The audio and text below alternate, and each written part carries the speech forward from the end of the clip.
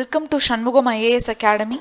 This is the Hindu News analysis for the date 20th of November 2021. Let's go into the analysis. The first article of the day is about the formulas. So everyone know that 2020 la formulas வந்து pass பண்ணாங்க. So இப்போ அந்த formulas pass பண்ணதிலிருந்தே வந்து கண்டினியூஸா வந்து protest நடந்துக்கிட்டே தான் இருந்தது. Even during the COVID times கூட என்னதான் நடந்தது, protest நடந்துக்கிட்டே தான் இருந்தது. So இப்போ yesterday நம்மளோட பிரைம் மினிஸ்டர் வந்து ஃபார்முலாஸை நாங்கள் திருப்பியும் ரிப்பீல் பண்ணிடுறோம் அப்படின்னு அனௌன்ஸ் பண்ணிட்டாரு. So it is one of the historic victory. But farmers என்ன சொல்லியிருக்காங்கன்னா, இதை விட நாங்கள் விட மாட்டோம், இன்னமும் நாங்கள் எங்களோட ப்ரொட்டஸ்ட்டை வந்து கண்டினியூ பண்ணிகிட்டே தான் இருப்போம் அன்டில் வந்து கம்ப்ளீட்டாக அதை வந்து வித்ட்ரா பண்ணுற வரைக்கும் அண்ட் எங்களுக்கான பெனிஃபிட்ஸ் வந்து ப்ராப்பராக எங்களுக்கு வந்து சேர வரைக்கும் நாங்கள் ப்ரொட்டஸ்ட் பண்ணிகிட்டே தான் இருப்போம் அப்படிங்கிறத வந்து சொல்லிட்டாங்க. ஸோ எதனால இந்த ஃபார்முலாஸ் அப்போஸ் பண்ணாங்க அப்படிங்கிறத நம்ம டெஃபினட்டாக தெரிஞ்சுக்கணும். ஸோ என்னென்ன ஃபார்முலாஸ் பாஸ் பண்ணாங்க 2020 அப்படின்னு வந்து பார்த்தோம்னா, ஸோ த ஃபர்ஸ்ட் ஆக்ட் டோட்டலாக 3 லாஸ் வந்து பாஸ் பண்ணாங்க. த ஃபர்ஸ்ட் ஆக்ட் வந்து பார்த்தீங்கன்னா farmers produce trade and commerce promotion and facilitation act 2020. So இந்த ஆக்ட் பற்றி பார்த்தோம்னா, யூஸ்வலி ஃபார்மர்ஸ் வந்து அவங்களோட கமோடிட்டிஸை ப்ரொடியூஸ் பண்ணதை எங்கே கொண்டு போய் சேல் பண்ணுவாங்கன்னா ஏபிஎம்சி, அதாவது மண்டீஸில் தான் வந்து என்ன பண்ணுவாங்க, தே will B selling the farmers produce.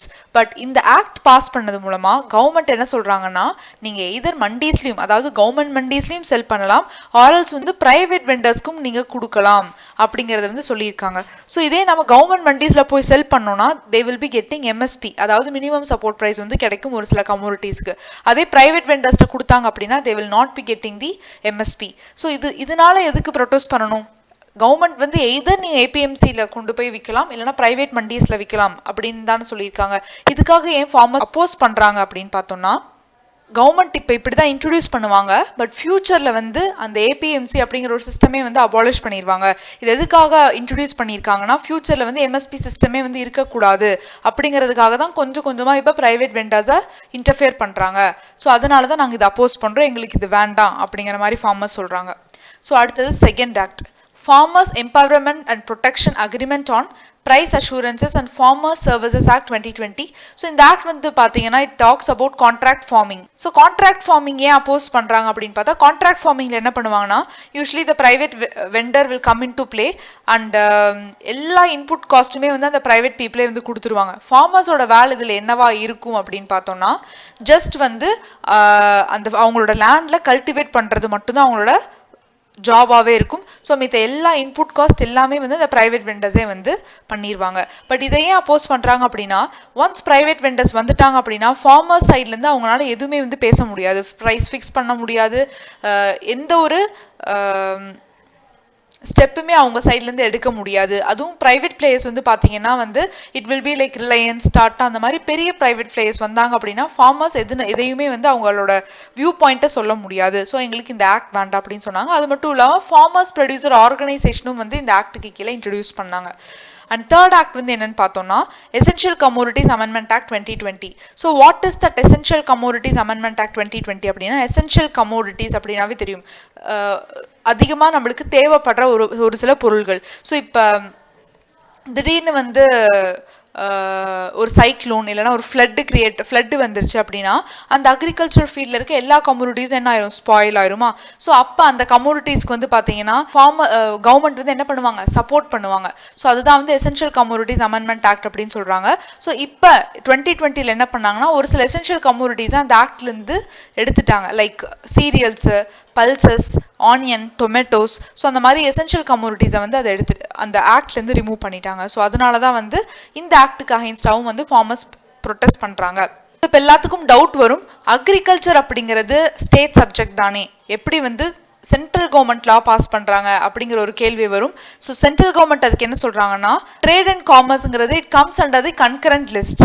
So டெஃபினட்டாக நாங்கள் இதில் லாஸ் வந்து பாஸ் பண்ணுறதுக்கு எங்களுக்கு எல்லா ரைட்ஸும் இருக்குது அப்படிங்கிறத தெளிவாகவே வந்து என்ன பண்ணிட்டாங்க, கவர்மெண்ட் அவங்களோட பாயிண்ட் ஆஃப் வியூ வந்து சொல்லிட்டாங்க.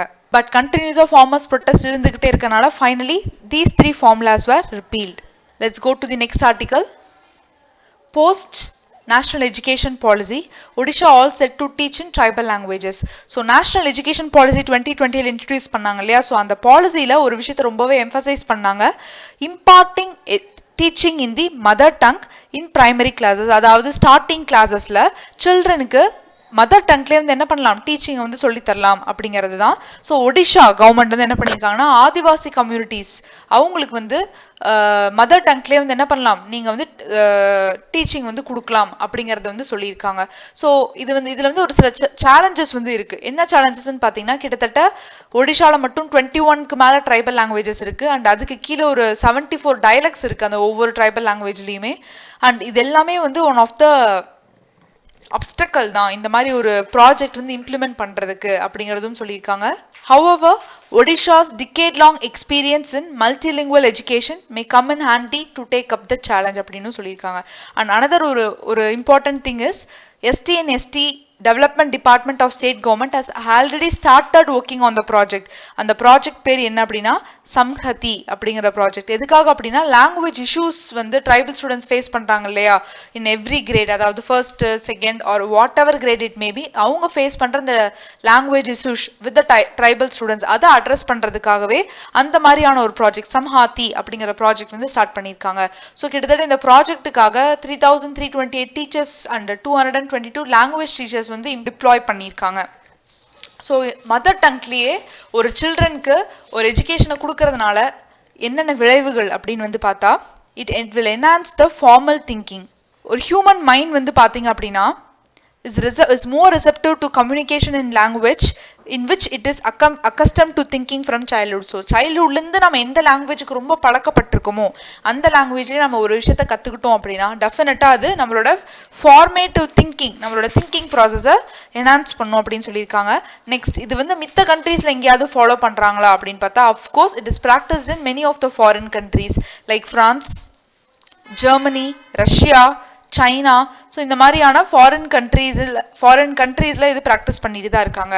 And it will create more social inclusiveness. அதாவது இப்போ பாவர்ட்டி அப்படிங்கிறது எதனால கிரியேட் ஆகுது, ஒன்றும் ப்ராப்பர் ஜாப் இல்லாதனால. பிகாஸ் அவங்க வந்து ஒரு ப்ராப்பர் எஜுகேஷன் கிடைச்சிருக்காது. ஸோ இந்த மாதிரி ஒரு சிஸ்டம் கொண்டு வரும்போது எல்லாருமே வந்து படிக்க முடியும். லைக் லிட்ரஸி ரேட் வந்து இன்க்ரீஸ் ஆகும், பாவர்ட்டி ரெடியூஸ் ஆகும், அண்ட் இன்டர்நேஷனல் கோஆப்ரேஷனும் வந்து இன்க்ரீஸ் ஆகும்னு சொல்லியிருக்காங்க. ஸோ மதர் டங்க்லேயே ஒருத்தவங்களுக்கு எஜுகேஷன் கொடுக்கறதுனால இன்க்ளூசிவ் டெவலப்மெண்ட் இதை ஃபர்தரா வந்து என்ன பண்ணணும், இம்ப்ரூவ் பண்ணணும் அப்படின்னு சொல்லியிருக்காங்க. ஸோ லாங்குவேஜ் ரிலேட்டடா என்னென்ன கான்ஸ்டிடியூஷனல் சேஃப்கார்ட்ஸ் இருக்கு அப்படின்னு பார்த்தா, we all know article 29 and 30, like minorities, linguistic and religious மைனாரிட்டிஸ்க்கு ப்ரொடெக்ஷன் தரது, அண்ட் ப்ரொடெக்ஷன் ஆஃப் மைனாரிட்டிஸோட எஜுகேஷனல் இன்ஸ்டிடியூஷன், மைனாரிட்டிஸோட எஜுகேஷன் இன்ஸ்டிடியூஷன்ஸை ப்ரொடெக்ட் பண்றது under article 30. Another one is article 120. Article 120 வந்து என்னது அப்படின்னா, it is the language used in the parliament. So பார்லிமெண்ட்ல பார்த்தீங்கன்னா we can talk in either English or Hindi, but ஸ்பீக்கரோட பெர்மிஷனோட we can talk in any of our mother tongues. So நம்மளோட mother டங்ஸ்ல நம்ம பேசிக்கலாம், பட் ஸ்பீக்கரோட ப்ரியார் பெர்மிஷன் வேணும் ஃபார் டிரான்ஸ்லேஷன் சொல்லியிருக்காங்க. And part 17 and it talks about official languages.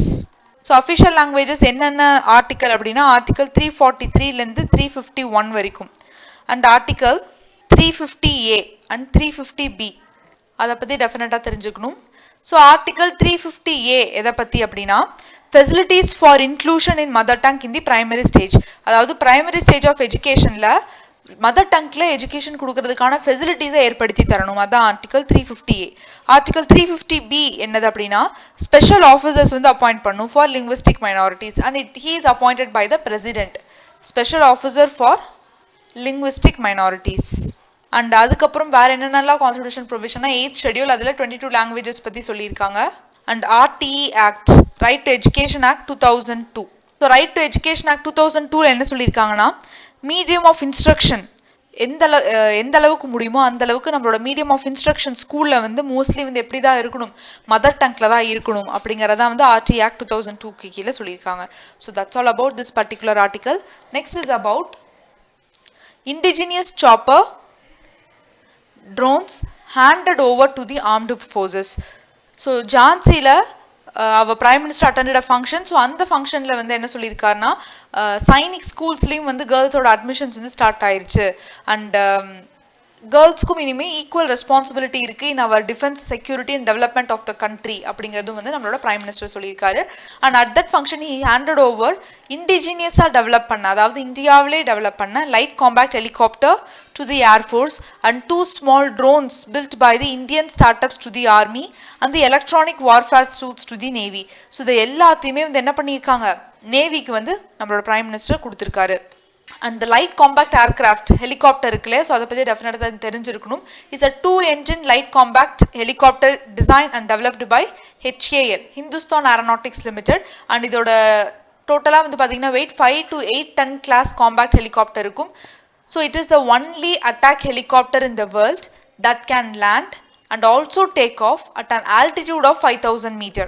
The consider இது வந்து weaponsum carry பண்ண முடியும், fuel load and significantly augmenting the fire power of IAF and army in high altitude areas. So the light compact helicopter எங்க deploy பண்ண போறாங்கன்னா line of actual control with China, along with China kuda, in addition to AH-64E Apache helicopters in service. So Prime Minister also delivers DRDO design and Bharat Electronics Limited manufactured advanced electronic warfare suits to the Navy. So Navy ku aduvum vandu avanga deliver pannirukanga. So that's all for this article. And next is about High Court presses center on Uniform Civil Code. So we all know what is Uniform Civil Code and இது எந்த ஆர்டிக்கல்ல கான்ஸ்டிடியூஷன்ல கொடுத்திருக்காங்க அப்படிங்கிறதும் நம்மளுக்கு தெரியும், because it is very important current affair, especially from the mains point of view. So Uniform Civil Code DPSP ல தான் கொடுத்திருக்காங்க. Article 44. Article 44 என்ன சொல்றாங்க அப்படின்னு பார்த்தோம்னா, it requires the state to strive to secure for its citizens, அதாவது state வந்து அவங்களோட சிட்டிசன்ஸ்க்கு யூனிஃபார்ம் சிவில் கோட் கொடுக்கணும் throughout India. but till date எந்த ஒரு ஆக்ஷன் அதுக்கு வந்து எடுக்கல, because we have uniform civil அப்படின்னா இப்போ வந்து பார்த்தீங்கன்னா ஹிந்துஸ் இருக்காங்க, முஸ்லிம்ஸ் இருக்காங்க. ஸோ ஹிந்துஸ்க்கு தனி செட் ஆஃப் பர்சனல் லாஸ் வந்து இருக்கு ஃபார் மேரேஜ், டைவர்ஸ், ப்ராப்பர்ட்டி, அது எல்லாமே. ஸோ அதே மாதிரி முஸ்லிம்ஸ்க்கு பார்த்தீங்கன்னா அவங்களுக்கும் separate set of personal laws வந்து இருக்கு. ஸோ இந்த மாதிரிலாம் இல்லாமல் எல்லா ரிலீஜியன் பர்சன்ஸ்க்கும் ஒரே லா வந்து இம்ப்ளிமெண்ட் பண்ணுறது தான் யூனிஃபார்ம் சிவில் கோட் அப்படின்னு வந்து சொல்றாங்க. ஸோ இது வந்து கோவாவில் வந்து இன்ட்ரடியூஸ் பண்ணியிருக்காங்க. இந்த யூனிஃபார்ம் சிவில் கோட் கோவாவில் இன்ட்ரடியூஸ் பண்ணியிருக்காங்க. அதில் வந்து it is called as Portuguese civil code 1867 அப்படின்னு வந்து சொல்லுவாங்க. ஸோ இந்த பர்சனல் யூனிஃபார்ம் சிவில் கோட் எதை ரீப்ளேஸ் பண்ண போகுதுன்னா, அந்த ஹிந்துஸ், முஸ்லிம்ஸ், கிறிஸ்டியன்ஸ் அவங்களோட பர்சனல் லாஸ். ஸோ அந்த பர்சனல் லாஸ்ல எதை பற்றி இருக்கும், நம்மளோட இது வரைக்கும் அந்த கஸ்டம்ஸ், ஸ்கிரிப்சர்ஸ், அதை பேஸ் பண்ணி எல்லாமே அந்த பர்சனல் லாஸ் வந்து இம்ப்ளிமெண்ட் பண்ணியிருப்பாங்க. ஸோ யூனிஃபார்ம் சிவில் கோட் வந்து இம்ப்ளிமெண்ட் பண்ணாங்க அப்படின்னா அந்த பர்சனல் லாஸ் எல்லாத்தையுமே வந்து என்ன பண்ணிடும், ஓவர் ரைட் பண்ணிடும். ஸோ ஆல்ரெடி நான் சொன்ன பர்சனல் லாஸ் அப்படிங்கிறது நம்மளோட மேரேஜ், டைவர்ஸ், இன்ஹெரிட்டன்ஸ், இது எல்லாத்த பற்றியும் வந்து பேசுறது தான் வந்து என்னன்னா பர்சனல் லாஸ்ன்னு சொல்லுவாங்க. அண்ட் பர்சனல் லாஸ் வந்து எந்த லிஸ்ட்டுக்கு கீழே இருக்குன்னா it is under the concurrent list. So சென்டரும் வந்து லாஸ் மேக் பண்ணலாம். ஸோ ஹிந்து பர்சனல் லாஸ் வந்து பார்த்தீங்கன்னா வந்து அந்தந்த இட்ஸ் வெரி டைனமிக், அதாவது அந்தந்த சிச்சுவேஷன்ஸுக்கு தகுந்த மாதிரி வந்து அமெண்ட்மெண்ட் கொண்டு வந்துட்டே இருக்காங்க. ஆன் தி அதர் சைட் நம்ம முஸ்லிம் பர்சனல் லாஸ் வந்து பார்த்தோம் அப்படின்னா இந்த ஓல்டு ஷரியாத்லா தான், அதில் எந்த ஒரு அமெண்ட்மெண்ட் அந்த மாதிரிலாம் கொண்டு வரல. இன்னமும் வந்து ஒரு அன்மாடிஃபைட் ட்ரெடிஷ்னல் கண்டென்ட் தான் வந்து அவங்க ஃபாலோ பண்ணிட்டு இருக்காங்க. ஸோ நம்மளுக்கு யூனிஃபார்ம் சிவில் கோட் அப்படிங்கிற ஒரு விஷயம் தேவையா அப்படின்னா டெஃபினட்டா தேவை, பிகாஸ் கம்யூனலிசம் அப்படிங்கிற ஒரு விஷயம் அதிகமாக வந்து ஸ்ப்ரெட் ஆகிட்டே இருக்கு.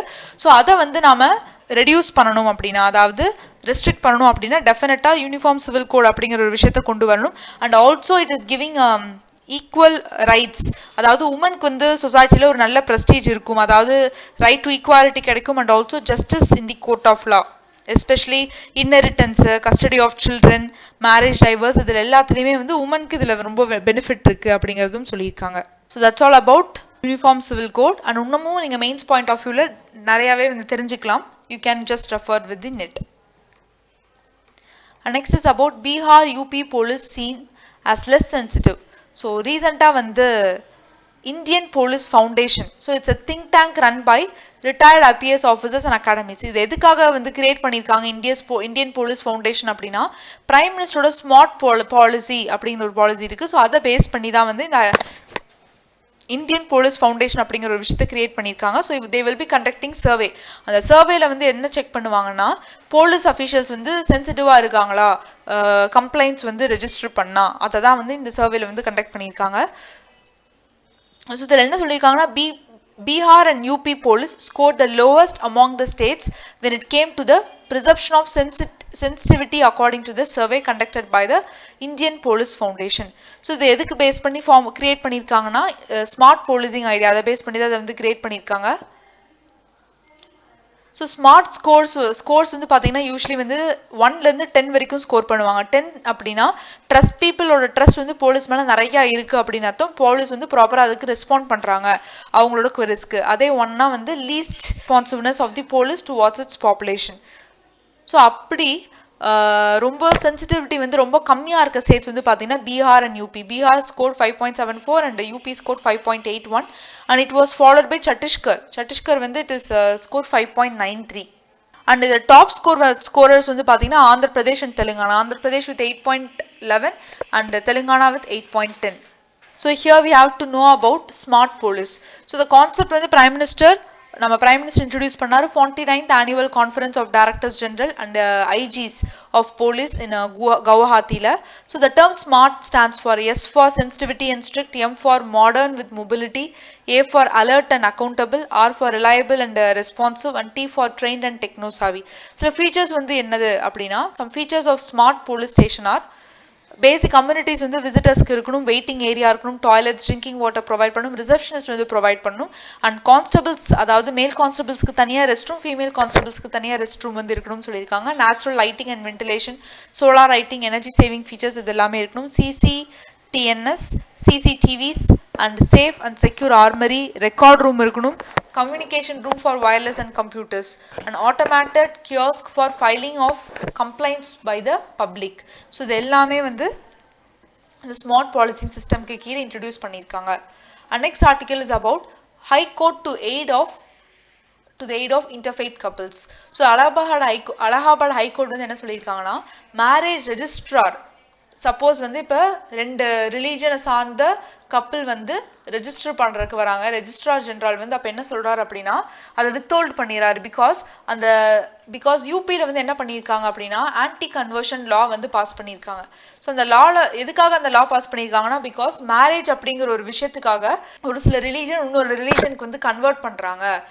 அதாவது இப்போ பொண்ணு ஒரு ரிலீஜன் அண்ட் பையன் ஒரு ரிலீஜன் அப்படின்னா கல்யாணம் பண்ணணும் அப்படின்னா அந்த பொண்ணு வந்து அந்த பையனோட ரிலீஜனுக்கு சேஞ்ச் ஆனால் மட்டும்தான் கல்யாணம் பண்ணுவோம் அப்படிங்கிற மாதிரியான ஒரு சிச்சுவேஷன்ஸ்லாம் இருக்குது. ஸோ அதனால தான் இந்த ஆன்டி கன்வர்ஷன் லா வந்து நாங்கள் பாஸ் பண்ணுறோம். ஸோ இந்த லாக்கு கீழே என்ன சொல்கிறாங்கன்னா சப்போஸ் அந்த மாதிரி ஒரு இன்டர்ஃபெய்த் மேரேஜ் பண்ணுறாங்க அப்படின்னா they have to get the permission from the district authority. அந்த டிஸ்ட்ரிக்ட் அத்தாரிட்டிட்ட பெர்மிஷன் வாங்கிட்டு தான் அவங்க என்ன பண்ணணும், they can go to the registrar general and they can அதாவது மேரேஜ் ரெஜிஸ்ட்ரார்கிட்ட போகலாம் and they can register their marriage. But இதில் கோர்ட் என்ன சொல்லியிருக்காங்க அப்படின்னா ஸோ பார்ட்டி சப்போஸ் அதாவது கப்பிள்ஸ் இன்டர்ஃபெய்த் கப்பிள்ஸ் வந்து நெசசரி அப்ரூவல் வந்து வாங்கலை அப்படின்னா அது வந்து மேண்டட்டரி கிடையாது, அது ஜஸ்ட் வாலண்டரி தான். அது இல்லை அப்படின்னாலும் அதாவது டிஸ்ட்ரிக்ட் அத்தாரிட்டிலேருந்து அவங்க சர்டிஃபிகேட் வாங்கலைனாலும் ரெஜிஸ்ட்ரேஷன் ஆஃப் மேரேஜ் இருக்காங்களே அந்த ஜென்ரல் இருக்காங்களே அவங்க வந்து அந்த மேரேஜை கேன்சல் பண்ணக்கூடாது அப்படிங்கிற மாதிரி கோர்ட் வந்து ரொம்ப தெளிவாகவே வந்து சொல்லிட்டாங்க. So which means such an approval is directory and not mandatory. Suppose வந்து யூபிக்கு ஆன்டி கன்வர்ஷன் லா வந்து இல்லை நாங்கள் வந்து டிஸ்ட்ரிக்ட் அத்தாரிட்டிலேருந்து பெர்மிஷன் வாங்கினாதான் நாங்கள் வந்து மேரேஜ் அப்ரூவ் பண்ணுவோம் அப்படின்னு சொன்னாங்கன்னா நெக்ஸ்ட் இந்த ஆன்டி கன்வர்ஷன் லாவே it is violating article 14 and article 21 fundamental ரைட்ஸே வந்து வயலேட் பண்ணுது. இதுவும் வந்து ரீசனபிள் அண்ட் ஃபேர் வந்து கிடையாது அப்படிங்கிறது வந்து தெளிவாக வந்து கோர்ட் சொல்லிடுறாங்க. So that's all for Hindu news analysis. Thank you.